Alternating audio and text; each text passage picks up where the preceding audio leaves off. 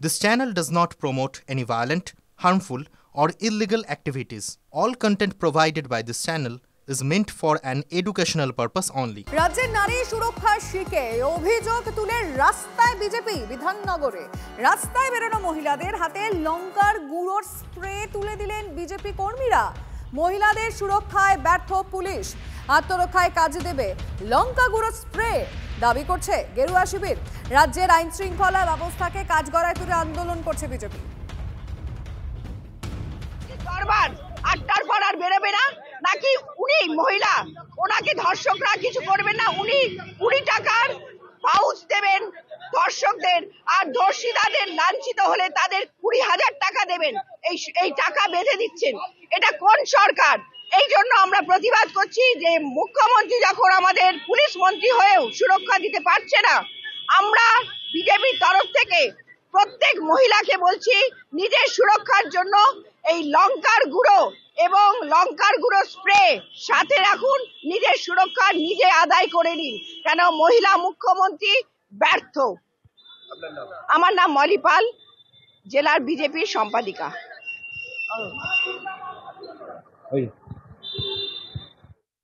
আমি কথা বলতে চাইবো আমাদের প্রতিনিধি রঞ্জিত এই মুহূর্তে সরাসরি রয়েছে। রঞ্জিত, এই যে স্প্রে প্রতিরক্ষার কারণে, নিজেদের সুরক্ষার কারণে তুলে দেওয়া হচ্ছে, পুলিশের আস্থা নেই বলেই কি কোথাও এরকম একটা আন্দোলনের পথে বিজেপি? একদমই দেখো, বিজেপির পক্ষ থেকে কিন্তু যেভাবে নারী নিরাপত্তা এবং নারী সুরক্ষা নিয়ে যে রাজ্যে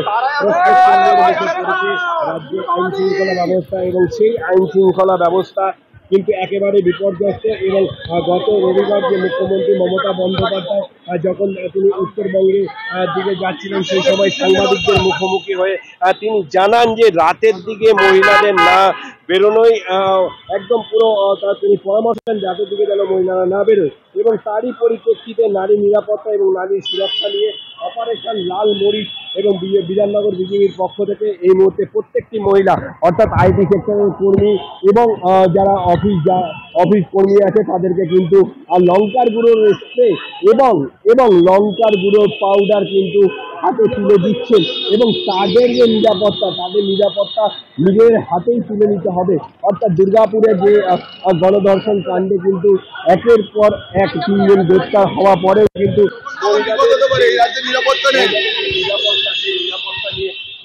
আমরা সেই ছবিটা আরো একবার আমাদের দর্শকদেরকে দেখাতে চাইবো, যেখানে নারী সুরক্ষা রাজ্যে শিখে উঠেছে বলে বিজেপি বারবার অভিযোগ করছে। আর সেই অভিযোগ তুলে এবার রাস্তায় নেমেছে বিধাননগরের রাস্তায় মহিলারা যারা বেরোচ্ছেন, তাদের হাতে লঙ্কা গুঁড়োর স্প্রে তুলে দিচ্ছেন বিজেপি কর্মীরা। নিজেদের সুরক্ষা করুন, নিজেদের সুস্থ রাখতে, ভালো রাখতে এবং নিজেদের সুরক্ষিত রাখতে বারংবার করে যে বার্তা পৌঁছাতে চাইছে মহিলাদের হাতে এই লঙ্কা গুঁড়ো স্প্রে তুলে দিচ্ছে বিজেপি।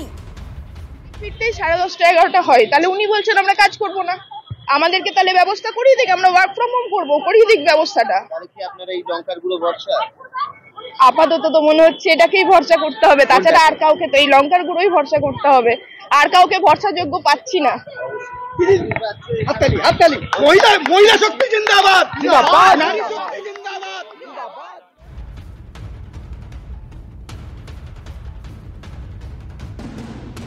এই মুহূর্তে আমরা ছবিটা আরো একবার আপনাদেরকে দেখাচ্ছি। বিজেপি পথে নেমেছে মহিলাদের সুরক্ষা নিয়ে। রাজ্যে সুরক্ষা শিখে উঠেছে, সে কারণে মহিলাদের হাতে লঙ্কা গুঁড়ো স্প্রে তুলে দিচ্ছে বিজেপি কর্মীরা।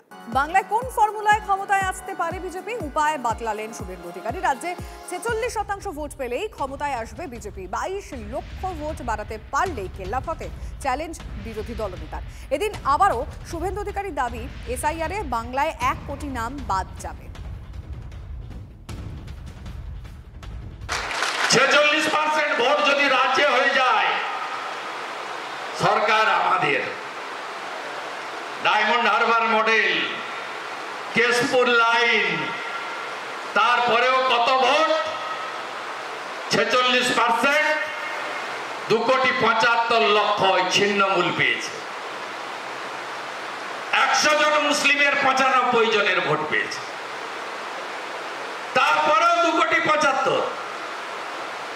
আমরা 39% রাজ্যে প্রাপ্ত ভোট 2,33,27,000, মুসলিম মাত্র 0.65। আমাদের সঙ্গে ছিন্নমূলের গ্যাপ কত? মাত্র 42 লাখ। দরকার কত? 22 লাখ। এসআইআর এর নাম বাদ যাবে কত? মিনিমাম 1 কোটি। গ্যাপ থাকবে? থাকবে না।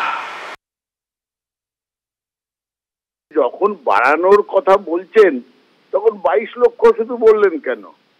2 কোটি বলতে পারতেন।